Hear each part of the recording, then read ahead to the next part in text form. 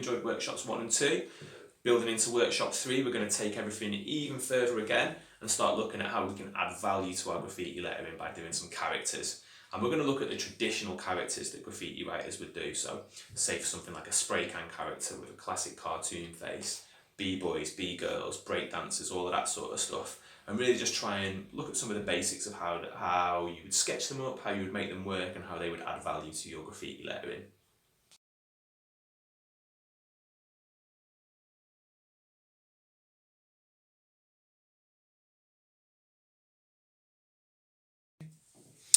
Right guys, welcome to workshop 3 of our graffiti art workshops that we're doing.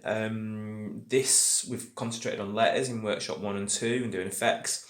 Now we're going to go on to doing some characters. Now traditionally, when we're doing graffiti and graffiti art, the characters were always there to sit next to the lettering to sort of make the lettering more powerful, more dynamic, add something for the public to like, because often graffiti lettering isn't necessarily what the public love, but the public generally love the characters, so it would make it easier for people to do murals and things like that, because people would like to see that. And often graffiti writers are trying like focus on the things that they were doing. So today I'm going to do 3 kind of classic graffiti characters. So I'm going to do a spray can character, so taking a spray can and giving it some sort of human features. And then we're going to do a b-boy and a b-girl, which is kind of all from breakdancing, which is a part of hip-hop culture as well. And originally a lot of graffiti writers would have been breakdancers, a lot of breakdancers would have been graffiti writers. So they would do versions of themselves as, so you would see almost like a breakdancer next to a piece, and it would be in the stance, in a breakdance stance and things like that. So that's what's part of what I'm going to replicate. Often the characters would be pointing at the piece or the lettering that you were doing. They might be doing a symbol or a sign with their hands, like a peace symbol and that sort of stuff. So all of it just giving it that element of cool, that element of sort of just kudos to what you were doing, and show that you had the skills to not only do lettering, but you could also break out and do some characters as well, meaning you were a more well-rounded graffiti writer. So it's a nice thing to have in the repertoire. So first off, I'm going to start with my pencil. Obviously for this workshop today, we're going to be needing our pens again, our marker pens for our outlines. Nice to have some felt so that we can add some decent colour to what we're doing. And I'm going to start out with a pencil. I don't really need to worry about the marking out today, because I'm just going to drop my character right in the middle of my paper. So I don't need to worry so much about spacing, unless I was going to add letters afterwards, and then I'd be conscious and worry about that. So I'm going to go straight in with my spray can character. So again, light with a pencil, hopefully you'll be able to see this. And I'm just going to start out with some of the basic things. And I'm already thinking about how do I make something kind of boring looking like a spray can a little bit more interesting, a little bit more dynamic, a little bit more angled, make it look like it's got some movement to it, like some stuff going on. And again, I'm working my hand kind of confidently. And I'm going to get the basic shape of my spray can in.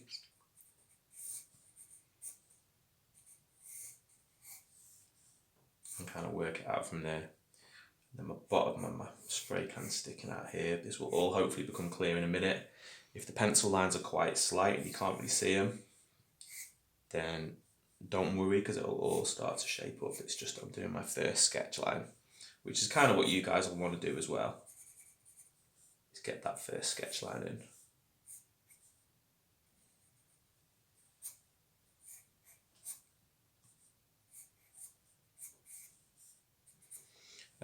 Faces, quite tricky. You want to kind of get your lines right and your angles right. It does take quite a lot of practice. Just like anything, you want to spend a lot of hours just sketching and resketching and resketching, and not get too worried or concerned if what you're doing doesn't kind of shape up the exact way you'd like it. That's fine. It's just about practice making perfect, like with anything like this.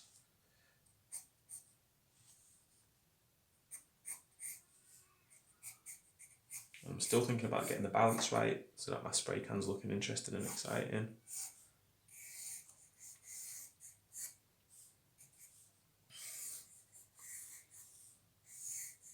And put a bit of background on there. And this will all start to become clear in a minute.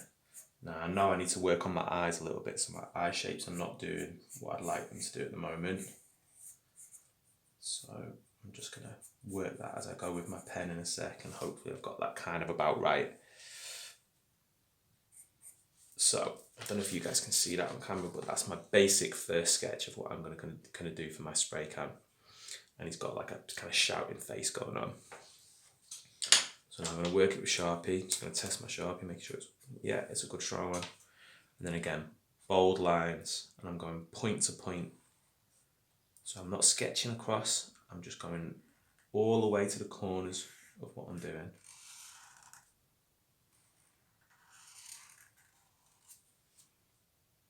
And that's the kind of cap on my spray can where the spray would be coming out.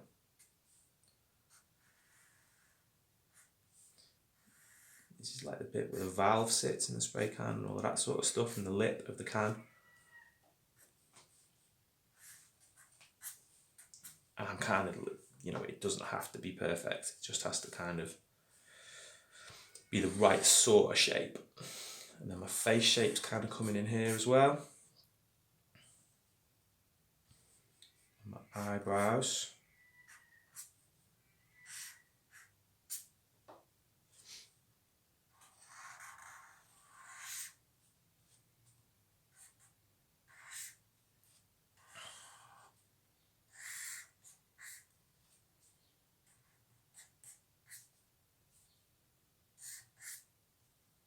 And the bottom lip of my spray can as well. So again, you can see from the shapes, I've really tried to make it dynamic. So it's starting out going that way, and then the movement's going that way and going that way. Like a spray can would obviously just be straight, but to make this exciting, to make it more dynamic, I'm giving it that movement like a face would have, or like if it was actually shouting, that sort of thing. Kind of curving everything over a bit. And that's my eye shapes are looking okay, but I'm going to come back to them later as I want everything else in first.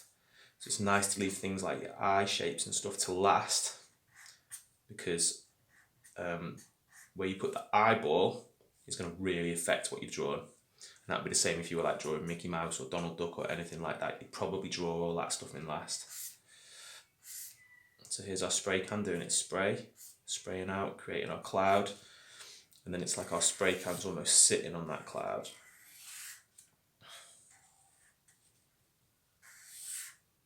Sitting in like a cloud of its own spray.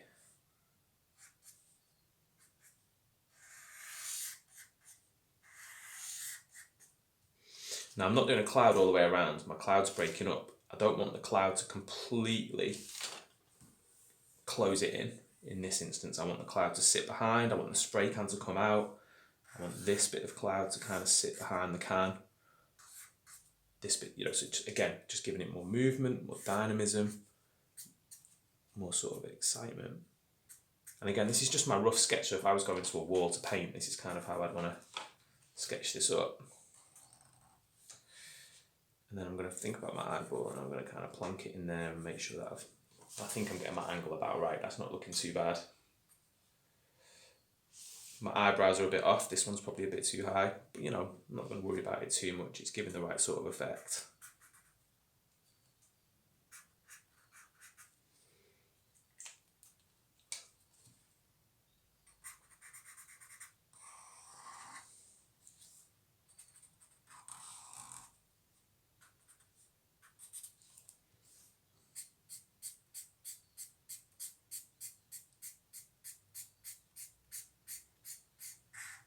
If we've got time, we'll come back and do some colour, drop some colour in this as well. Slight 3D just to make it stand out off that cloud a little. And that's not looking too bad. So that's not too bad. So I'm going to move on to some of my B-boy and B-girl characters now. So I'll leave that one in shot.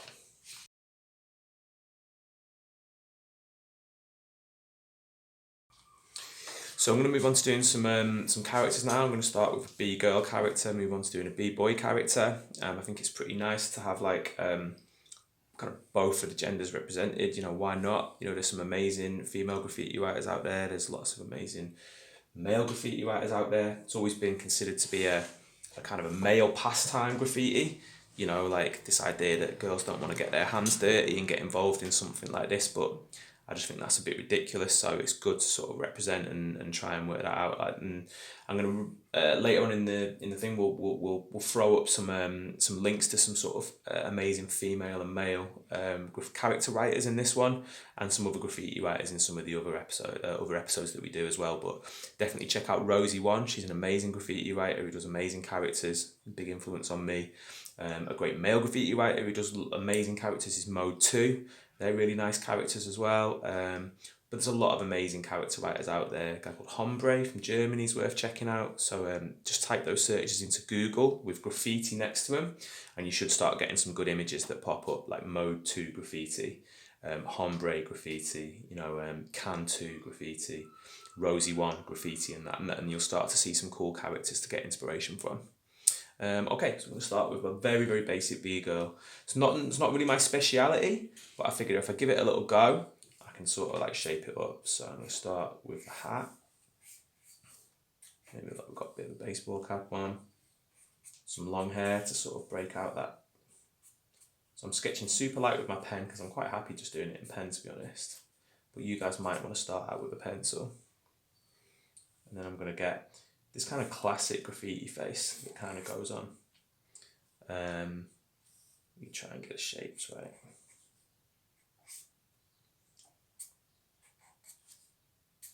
So it's just super simple. And a lot of the sort of classic B-boy, B-girl characters will just have a big, sort of what would be like a big eyebrow. And then a small eyeball. And then a nose. And you actually avoid drawing the mouth. And this is all from one of our most influential character artists that graffiti artists took inspiration from. Was a New York comic book artist called Vaughn Bodē, and he did really famous characters like called the Cheech Wizard and these things. And I would definitely again type into Google, type in Vaughn Bodē. Like, the characters sometimes can be a little bit rude, but the style of them is just like, was really, really important for early graffiti and for this sort of thing. So then we kind of got, okay, so then we often with the classic B-boy characters, you might bunch in the arms, kind of have them coming back into the body, and you would actually stop the body at the belt line. And then again, the B-girls and the B-boys back in the sort of 70s New York would all wear these crazy name belts, like, and always have on like the really cool stuff like the backwards Kangol hat like I've drawn here. And this is just like the classic stuff that graffiti writers are still trying to emulate, kind of paying I guess homage to the original sort of idea of hip hop and graffiti. And the characters still hold a lot of weight today, so you still find guys doing characters that are similar to the ones done in the 70s, in the 80s, that kind of stuff going on. And so you tuck in the arms in. I know it kind of looks weird, but you tuck the arms in, and then you just have the hands kind of break out. And you have that very classic sort of Mickey Mouse, kind of Disney hand shape, kind of tucking into the body like that, which again is like super classic. And it doesn't have to make total sense, but you're kind of doing that hand shape breaking out. And then maybe just like a nice cool name belt. And you're starting to get that sort of simple character shape. And that's going to look super nice next to your lettering. Just really kind of coming together and making sense. And you don't really need like the full face to give the impression of a face happening. You can just have that long hair is going to make that look like that's a B-girl going on. The colours you might choose, the style of clothing you might do the character in will kind of work that way too. I'm doing like extra sort of spirals and extra curls on the hair there. And the B-girls and B-boys, traditionally back then would have dressed fairly similar anyway. It would have been bubble jackets, like I said, Kangol hats, baseball caps, that sort of thing. And you would have been dressed like kind of ready to be involved in a breakdance battle or a graffiti battle, anything like that. That's kind of what you would have rolled with. Yeah, so that's a super simple B-girl character.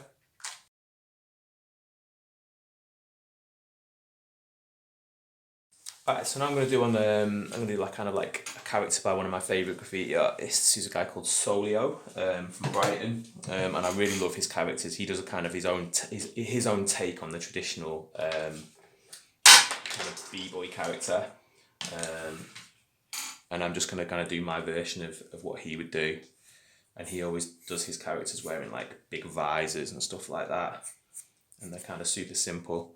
And I don't know if I'm going to do this justice, but I'll give it a good go, because he's, in my opinion, much better at this stuff than me. But I just think they're great sort of like classic, almost like cartoon characters. And again, like the shape of the face is not dissimilar to the one I just did. And the style of them's not so dissimilar. It's just like real simple, you know, not much of a nose, not much of a mouth, just super little lines just to accentuate what that looks like. And he's dropping a big kind of load of hair on there, but it could just as easily be like a baseball cap or something like that. And then again, like a bit of a shirt collar going on.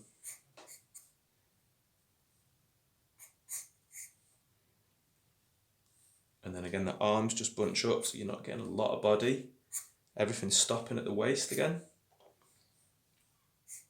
And that would traditionally be because, you know, I'm not saying this is right, but your characters back in the original graffiti days, they would have been floating on a train.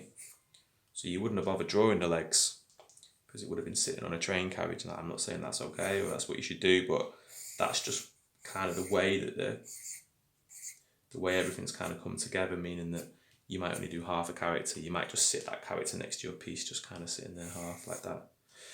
So I'm just going to turn that around to show you my little sketch, and then we'll maybe throw. But yeah, to really see like an amazing version of this, go check out Solio Graffiti on something like on Google maybe, and then you'll get to see like a lot of his characters and a lot of his letters. He does a very really like nice traditional graffiti style, in my opinion. Really inspired by that New York graffiti.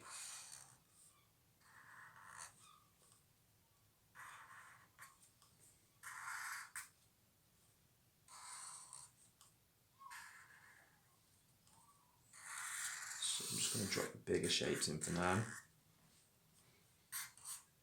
I want to try and get my ears nice and even, because if they're too different, it just jars, like it won't kind of make sense. Little surprised expression on the mouth, little nose line. This is just like a little sort of like breakout, almost like a flash going on in the background, like a camera flash, or just something to sort of like close, what I say would like close your character in. You know, it's like just giving it a bit of a border around it. Again, small shoulders, everything's bunched up, and then make those hands look like they're really sticking out in front.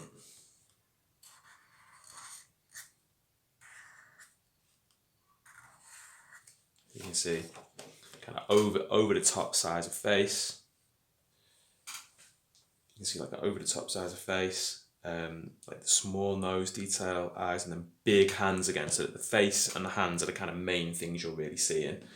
It's not dissimilar on this, like the body's not doing so much, but the hands on the girl b-boy character, the hands are kind of like really stood out and prominent. The hat's really prominent, it's oversized, so you can kind of mess around with the sizing on things, you know, that kind of works. Similar with this one, the nose and the top of the spray kind of are like accentuated, they're over the top, but they're the details to focus on. The mouth's over the top, but it's the detail to focus on. So again, I can do matching hands on this, just pointing, but the fingers are just really throwing out.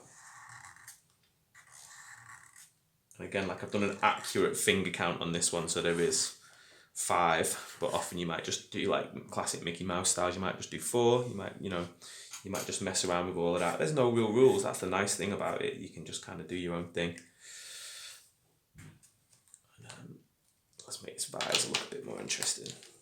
So the visor's got like a line going across.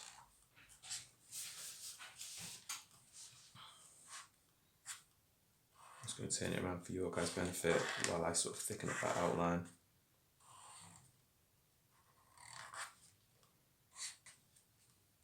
But yeah, for me, I would do all of this just to add more to my lettering. I wouldn't consider myself like a character artist per se. I just really like this stuff to go next to what I do, just to, so I always try and surround myself with character artists that do it better than me and try and paint with those guys, because then they're going to add real value to what I do, and hopefully my lettering helps those guys. A really amazing UK character artist who you could find on like social media and on the internet, called Odyssey or Odd House, and this guy does like incredible traditional amazing character work and amazing sort of tattoo flash and that sort of stuff, and he's like comes from that classic graffiti background as well, and like comic book art, and yeah, and then obviously once you've done your outline, same as when we've been doing our lettering guys or anything like that, you just go wild with the colours you want to use. Felts, whether that's with colouring pencil, just to get some ideas about how the colours should work. Messing around with different skin tones. Don't just always go to pink. Think about the fact that people are coming from all walks of life, all places. Make your skin tones change up. Graffiti's universally like that. The early New York graffiti, there was people from every walk of life, like Latino, people from the black community. There was white graffiti writers, so it wasn't just one thing going on. The idea of graffiti is you're anonymous. You can be from any walk of life, rich or poor. So make your characters kind of reflect that too.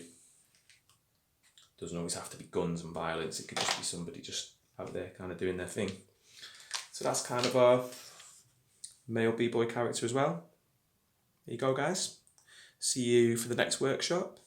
Coming up next, we're going to be in workshop 4. We'll be exploring tags and how to go about creating a name for yourself, and different styles of tags you can do as your signature.